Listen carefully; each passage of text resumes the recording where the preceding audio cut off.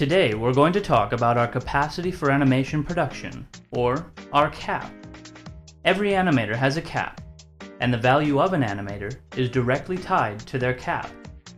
Broadly, a cap is the amount of animation you're able to produce to the required quality standards within a specific amount of time.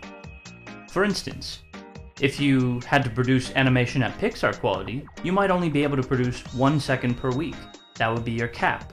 If you had to produce low-budget TV quality animation, you might be able to produce 30 seconds per week.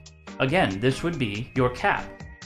Now, at some point or another, we all have to produce animation beyond our personal caps, whether it's for a deadline, for our show reel, or for any other reason.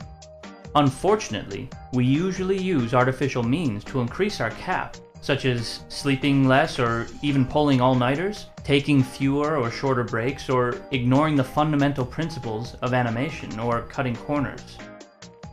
These methods might work in the short term, but they have long-term consequences. For instance, we could develop bad habits of animation, and we could also suffer from burnout.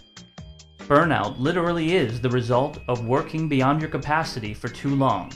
If it hasn't happened to you yet, it will. For long-term benefit, what we really need to do is we need to increase our abilities.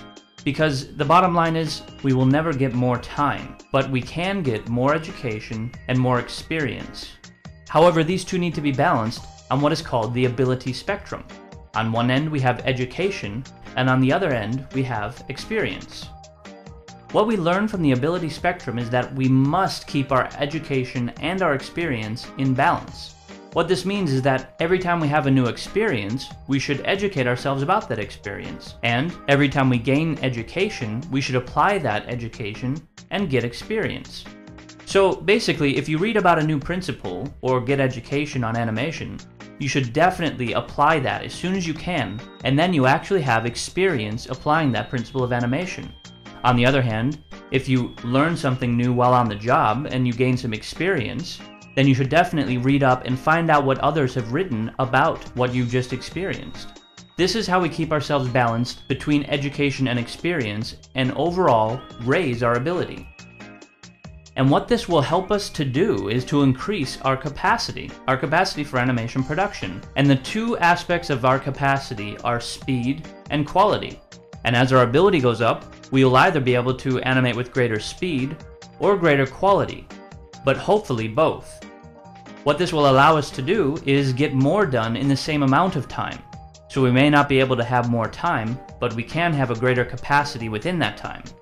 Once again, looking at the capacity spectrum, we need to keep our speed and our quality in balance.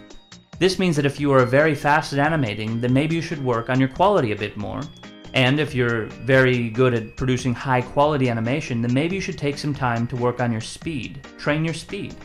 Always keep your speed and your quality in balance, just like our ability spectrum. So by balancing and increasing our abilities, we will also increase our capacities.